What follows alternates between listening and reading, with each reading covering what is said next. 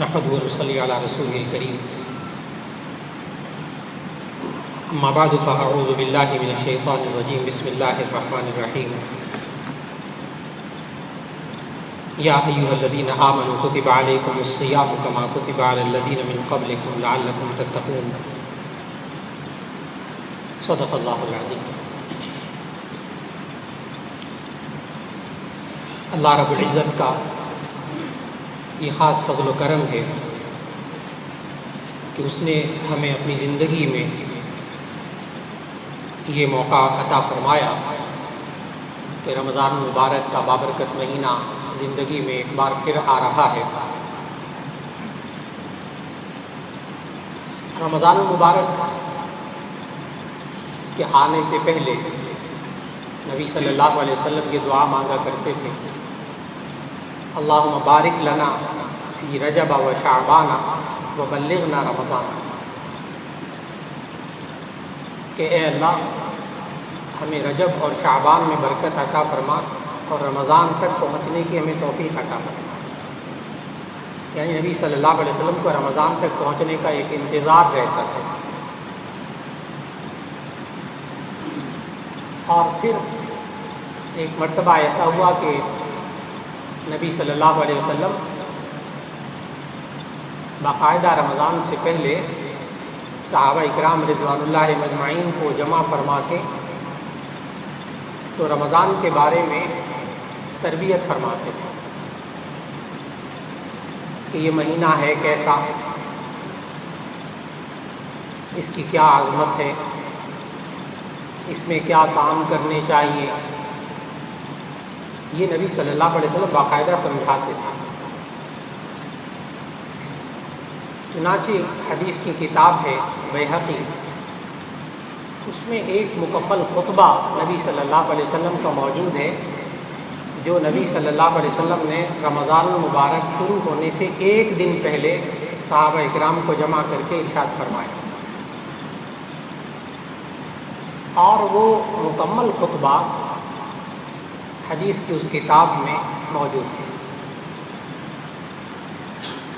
اللہ کی شان کہ آج جمعہ ہے اور کل اگر روزہ ہوتا ہے تو اسی صورت میں یہ رمضان سے ایک دن پہلے ہی ہے. تو آج آپ حضرات کو اللہ رب العزت آج ہمیں ایک سنت پر عمل کرنے کی توفیق عطا فرما رہے ہیں. اللہ رب العزت کہ رمضان سے ایک دن پہلے ہم وہی خطبہ سنیں جو حدیث کی کتابوں میں موجود ہے اور نبی صلی اللہ علیہ وسلم نے ارشاد فرمایا. اپنی بات شروع کرنے سے پہلے یہ عرض کرنا چاہوں گا کہ بعینہ ہی وہ ترجمہ، بعینہ ہی وہ اصل الفاظ جو اس خطبے میں موجود ہیں وہ آپ حضرات سب سے پہلے سنیے گا. مکمل عربی میں خطبہ سننے کے بعد پھر نبی صلی اللہ علیہ وسلم کے اس خطبے کے ایک ایک جملے کا مطلب اور ترجمہ مفہوم عرض کرنے کی کوشش ہوگی. اور یہ سوچ کر آپ حضرات سنیے گا کہ نبی صلی اللہ علیہ وسلم نے بھی رمضان سے ایک دن پہلے یہ خطبہ ارشاد فرمایا. اگرچہ اس دن جمعہ نہیں تھا، نبی صلی اللہ علیہ وسلم نے ہدایات دی، جیسے صحابہ کو جمع کر کے ہدایات دیتے تھے. اس خطبے کے ایک ایک جملے سے آپ کو معلوم ہوگا کہ نبی صلی اللہ علیہ وسلم نے رمضان المبارک کی پوری حقیقت، اس کا پورا پروگرام، لاہ عمل، کیا کرنا چاہیے، اس کی کیا اہمیت ہے، کیا احترام ہے، ہمیں ہمارے لیے اس میں کیا کرنے کے احکام ہیں، اس کی فضیلت کیا ہے، یہ خود نبی صلی اللہ علیہ وسلم نے بتایا. چنانچہ بیہقی کی اس کتاب میں جو پورا خطبہ موجود ہے، حضرت سلمان فارسی رضی اللہ تعالیٰ عنہ سے روایت ہے. عن سلمان الفارسی رضی اللہ تعالیٰ عنہ قال خطبنا رسول اللہ صلی اللہ علیہ وسلم آخر یوم من شعبان فقال یا ایها الناس قد اظلکم شہر عظیم شہر مبارک شہر فیہ لیلۃ خیر من الف شہر جعل اللہ صیامہ فریضۃ وقیام لیلہ تطوعا من تقرب فيه بخصلة من الخير کان کمن ادى فریضۃ فیما سواہ ومن ادى فریضۃ فیہ کان کمن ادى 70 فریضۃ فیما سواہ وهو شہر الصبر والصبر ثوابه الجنہ وشہر المواساة وشہر يزاد فیہ رزق المؤمن من فطر فيه صائما كان له مغفرة لذنوبه وعتق رقبته من النار وكان له مثل أجره من غير أن ينتقص من أجره شيء قلنا يا رسول الله ليس كلنا يجد ما يفطر به الصائم فقال رسول الله صلى الله عليه وسلم يعطي الله هذا الثواب من فطر صائما على مذقة لبن أو شربة من ماء ومن أشبع صائما سقاه الله من حوضه شربة لا يظمأ حتى يدخل الجنة وهو شهر أوله رحمة وأوسطه مغفرة وآخره عتق من النار ومن خفف عن مملوكه فيه غفر الله له وأعتقه من النار رواه البيهقي في شعب الإيمان. آپ حضرات کو اللہ رب العزت نے ایک مسنون خطبہ مسنون وقت میں سننے کی توفیق عطا فرمائے.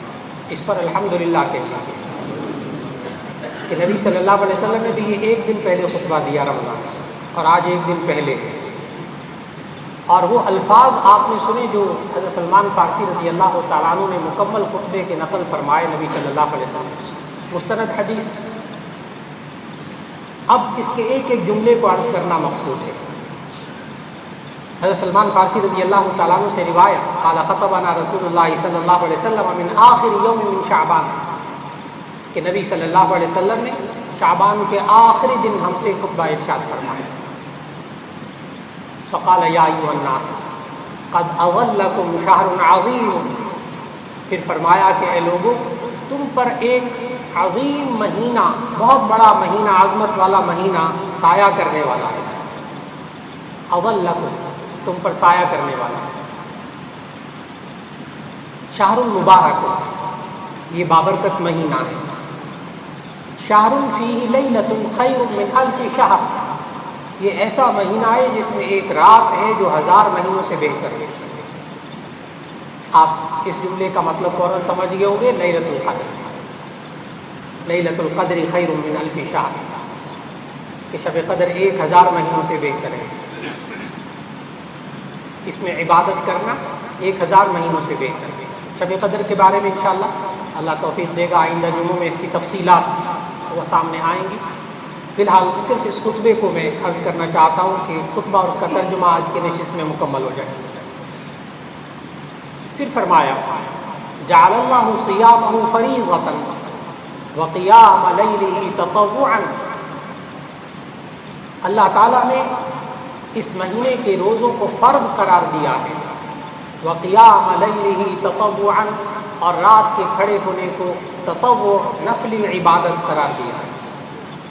دن کو روزہ رکھنا فرض یہ ایسا فرض کہ جو شخص مسلمان ہو عاقل ہو بالغ ہو اس پر روزہ فرض ہو جاتا ہے. جو مسلمان عاقل ہو بالغ ہو اس پر روزہ فرض ہو جاتا ہے. میں نے صحت مند نہیں کہا بیمار نہیں کہا اس لیے کہ بیمار شخص بھی روزہ فرض ہو جاتا ہے. روزہ فرض ہونے کے لیے صحت شرط نہیں ہے. بہت واضح الفاظ ہے. روزہ فرض ہونے کے لیے صحت شرط نہیں ہے. روزہ فرض ہونے کے لیے 3 شرطیں مسلمان ہونا عاقل ہونا بالغ ہونا. غیر مسلم پر فرض نہیں ہے. عاقل یعنی جو بیچارہ مجنون ہے بیچارہ بالکل دیوانہ ہے شیزوفرینیا کا مریض ہے کچھ شعور ہی نہیں ہے اس کو کون سا مہینہ ہے کیا وقت ہے کیا دن ہے شعور ہی نہیں بیچارے کو عاقل نہیں ہے عقل نہیں رکھتا بیچارہ اس پر روزہ فرض نہیں ہے. بالغ لڑکا یا لڑکی جو بالغ ہو اس پر روزہ فرض ہو جائے گا چاہے کتنا ہی بیمار ہو چاہے کتنا ہی ضعیف ہو روزہ فرض ہو جائے گا. اب یہ الگ بات ہے کہ اگر مسافر ہے روزہ فرض ہو گیا حالت سفر میں روزہ نہ رکھے سفر سے جب واپس آ جائے روزہ رکھ لے. قرآن مجید میں اللہ تعالیٰ نے اجازت دی لیکن روزہ فرض ہو گیا. فمن کان منکم مریضا او علی سفر فعدۃ من ایام اخر، جو تم میں سے بیمار ہو یا سفر میں ہو تو اور دنوں میں روزہ رکھ کے گنتی پوری کر لے۔ معلوم ہوا بیمار پر بھی روزہ فرض ہوتا ہے، یا کتنا ہی بیمار ہو روزہ فرض ہو گیا۔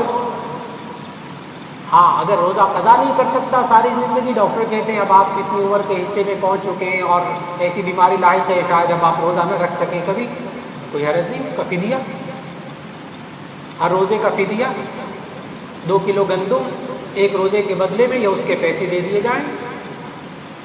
دین اسلام نے اس کا بھی راستہ بتایا۔ وہ بیمار شخص جو کبھی تندرست ہونے کے قابل نہیں رہا بطور ڈاکٹر کے، عمر رسیدہ ہے، بہت بوڑھا ہو گیا، گنجائش موجود، فدیہ ادا کر دیں، لیکن روزہ فرض ہو گیا۔ اس لیے خاص طور پر گھروں کے اندر نوجوان بچے اور بچیوں کا ذہن بنائیے کہ یہ فرض ہے، اور یہ عرض کر دو ساری زندگی یہ روزے نہ رکھے تو ذمے میں فرض رہیں گے،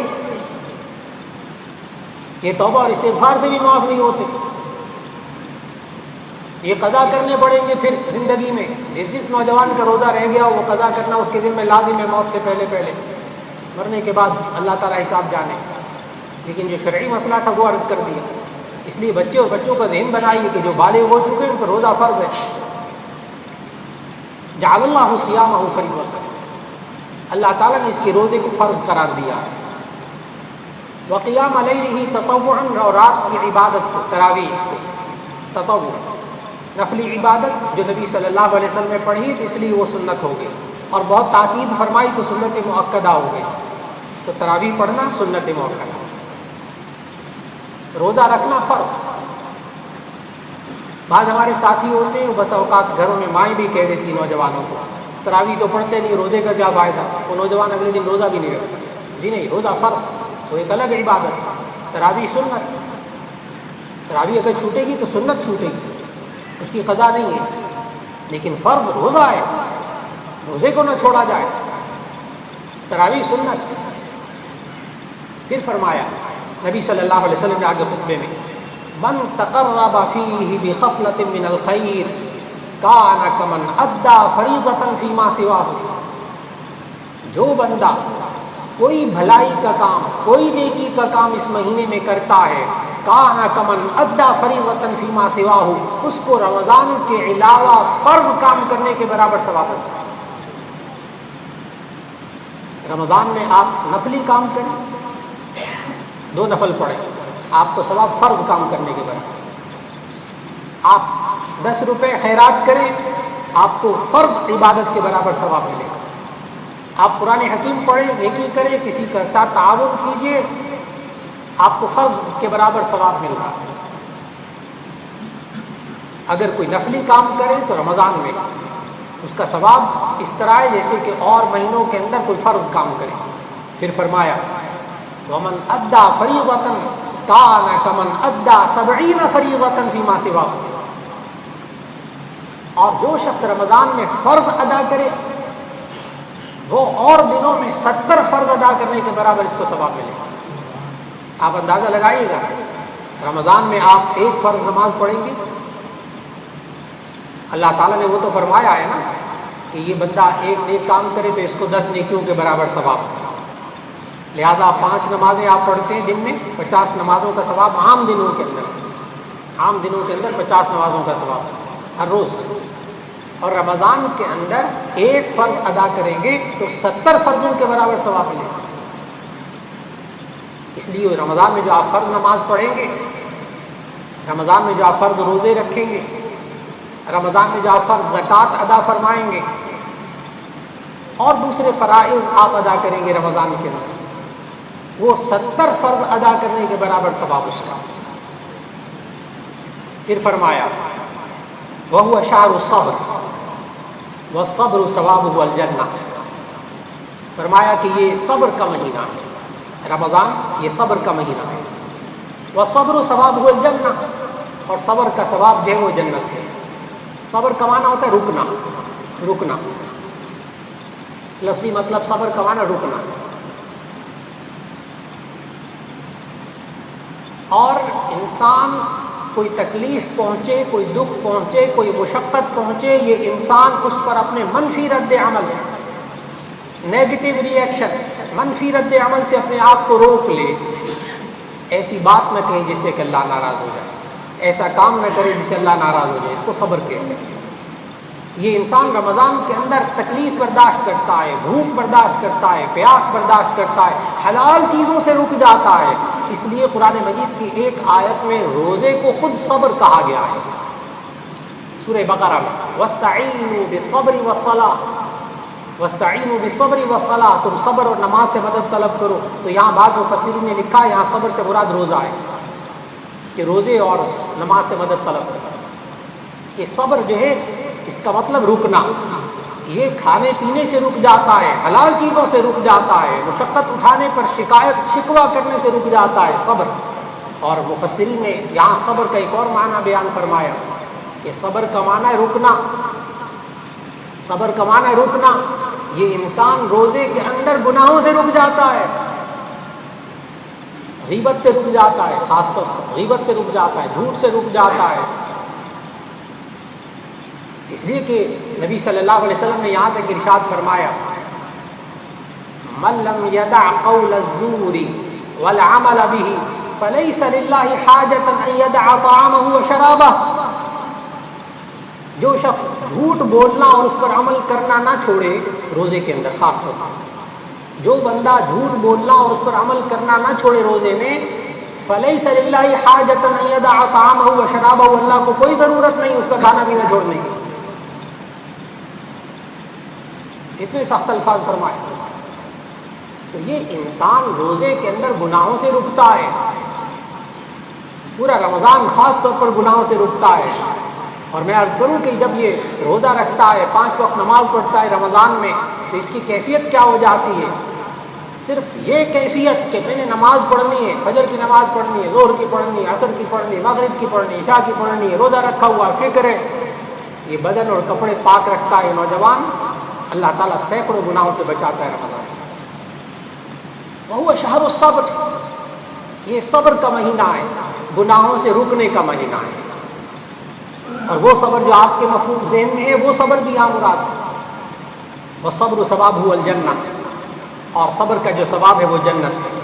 پھر فرمایا وشہر المواسات، وشہر المواسات، یہ رمضان کا مہینہ یہ غم خاری کا مہینہ ہے. مواسات دوسرے کے دکھ درد میں شریک ہونے کا مہینہ ہے، دوسرے کا غم اور دکھ بانٹنے کا مہینہ ہے. پھر فرمایا وشہر یزاد فیہ رزق المؤمن، اور یہ ایسا مہینہ ہے جس میں مؤمن کے رزق میں اضافہ کیا جاتا ہے. یہ ایسا مہینہ ہے جس میں مؤمن کے رزق میں اضافہ کیا جاتا ہے. اور گزشتہ ملاقات میں عرض کر رہا تھا جمعے میں کہ جو انسان رمضان میں آ کر ذخیرہ اندوزی کرتے ہیں، مہنگائی کرتے ہیں اور منافع کمانے کی کوشش کرتے ہیں، ان کو سمجھنا ہوگا کہ وہ رزق لعنت والا ہو رہا ہے. المحتکر ملعون، ذخیرہ اندوزی کرنے والا اس پر لعنت ہوتی ہے. لیکن جو حلال طریقے سے کماتا ہے، تو نبی صلی اللہ علیہ وسلم نے اپنے خطبے میں ارشاد فرمایا کہ وشہر یزاد فیہ رزق المؤمن، یہ ایسا مہینہ ہے جس میں مؤمن کے رزق میں اضافہ ہوتا ہے. پھر فرمایا من فطر صائما، من فطر فیہ صائما کان له مغفرۃ لذنوبہ وعتق رقبتہ وکان له مثل اجرہ من غیر ان ينتقص من اجرہ شیء. نبی صلی اللہ علیہ وسلم نے فرمایا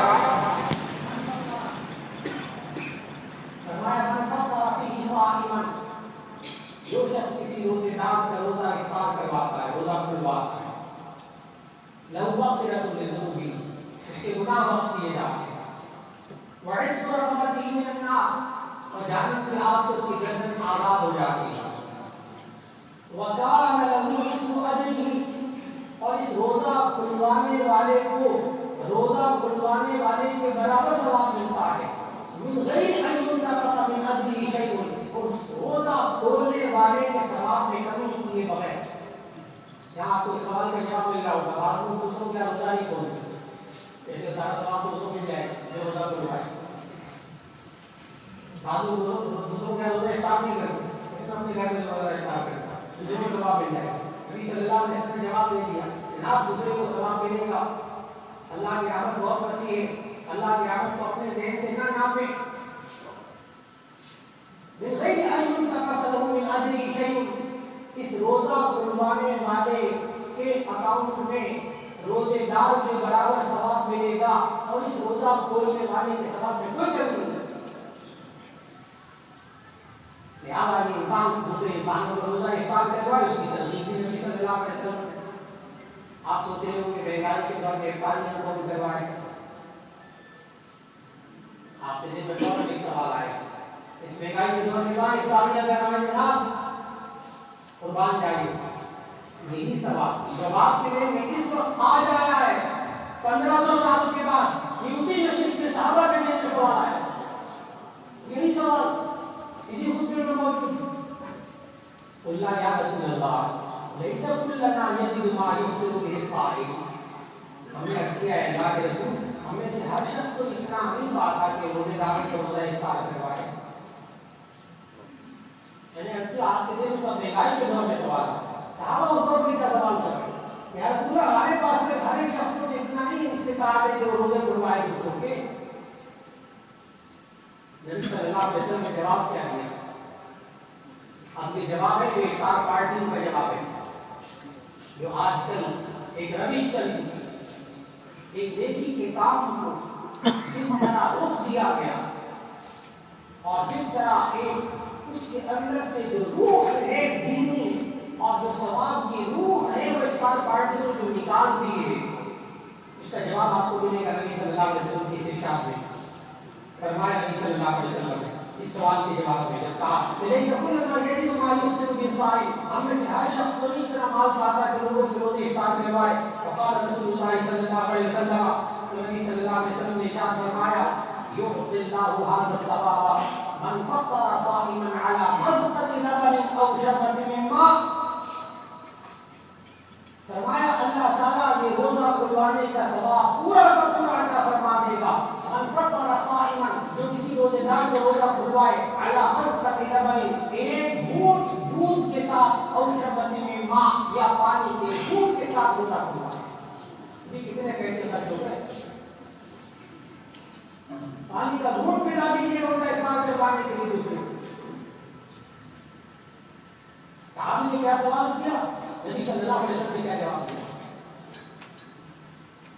پھر فرمایا ومن اشبع صائما سقاه الله من حوضه شربة لا يظمأ حتى يدخل الجنة، من اشبع صائما، جو شخص کسی روزے دار کو پیٹ بھر کے کھانا کھلا دے، جو شخص کسی روزے دار کو پیٹ بھر کے کھانا کھلا دے، سقاه الله من حوضه، تو اللہ تعالیٰ اس کو میرے حوض سے پانی پلائے گا، شربة لا يظمأ حتى يدخل الجنة، ایسا پانی پلائے گا اللہ میرے حوض کوثر سے کہ وہ پھر جنت میں داخل ہونے تک اس کو پیاس نہیں لگے۔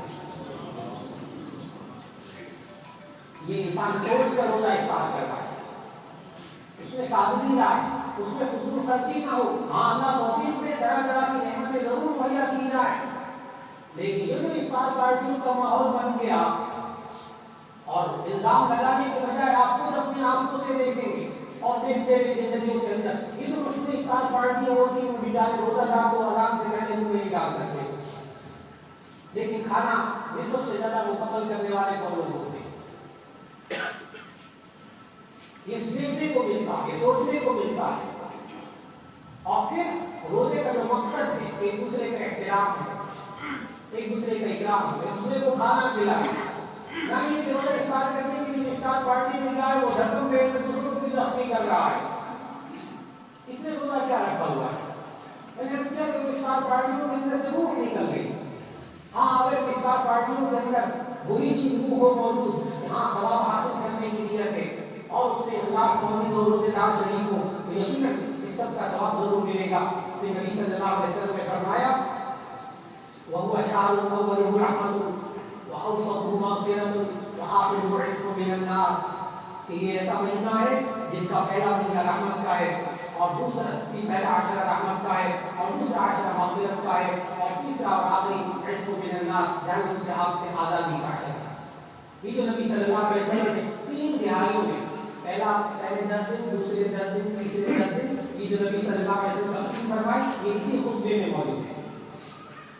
صحابہ کو سمجھایا پہلے عشرے کی قدر کرو، یہ رحمت کا عشرہ ہے. دوسرے عشرے کی قدر کرنا یہ مغفرت کا ہے. اور تیسرے عشرے کی قدر کرنا اتنی توبہ اور استغفار کرنا یہ جہنم سے آگ سے آزادی کا عشرہ ہے. محترم حضرات، اس خطبے کا آخری سننے کے قابل ہے، شاید اس پر بہت کم بات کی جاتی ہے. نبی صلی اللہ علیہ وسلم نے آخر میں کیا کہا ہے، بڑا سوچ سمجھ کے اس جملے کو آپ سنیے. فرمایا وَمَنْ خَفَّفَ عَنْ مَمْلُوكِهِ فِيهِ غَفَرَ اللَّهُ لَهُ وَعَتَقَهُ مِنَ النَّارِ. من خفف عن مملوكه، جو شخص اپنے ملازم اور اپنے خادم سے اس مہینے میں کام کو ذرا ہلکا کر دیتا ہے، غفر اللہ له، اللہ تعالیٰ اس شخص کو بخش دیتا ہے، وعتقه من النار، جہنم کی آگ سے اس کو آزاد کر دیتا ہے. میرا چہرہ بڑا سوچ سمجھ کے سنیے. نہ تو ایسا ہونے پائے کہ رمضان کے نام لے کر کام ہی نہیں کرنا، وہ مالک بھی پریشان، پتہ نہ کیا کرے، گھٹی بھی نہیں چل رہی، دکان بھی نہیں چل رہی، مسلمان نے روزہ رکھا ہوا ہے نہیں کر رہا کام، رمضان کو بہانہ بنا رہا. ایک یہ رخ ہے سوچ کا، اور ایک یہ رخ ہے کہ رمضان کے اندر بھی سوچ نہیں کام لیا جائے، جتنا کام دنوں میں لیا جاتا ہے وہ بیچارہ روزے کے حالت میں جا کے لیتے ہیں. لیکن جو بھی ہو تھوڑا سا نقصان برداشت کرے، دنیا کا تھوڑا سا نقصان برداشت کرے. نبی صلی اللہ علیہ وسلم کے اس خطبے کا آخری جملہ ذہن میں رکھ لیجیے گا کہ من خفف عن مملوكه فيه غفر الله له وعتقه من النار. جو شخص اپنے ملازم اپنے خادم سے اس مہینے میں کام ذرا ہلکا کر کے لیتا ہے تو اللہ تعالیٰ اس شخص کے گناہوں کو معاف فرما دیتا ہے اور اس شخص کو جہنم کی آگ سے آزادی دے گا. آج کی نشست میں بس سنت پر عمل کرنا مقصود تھا کہ نبی صلی اللہ علیہ وسلم نے رمضان سے 1 دن پہلے صحابہ کرام رضوان اللہ علیہم کو جمع کر کے یہ خطبہ دیا تھا. آج اس پر الحمدللہ کہیے گا کہ رمضان کا 1 دن پہلے، رمضان سے 1 دن پہلے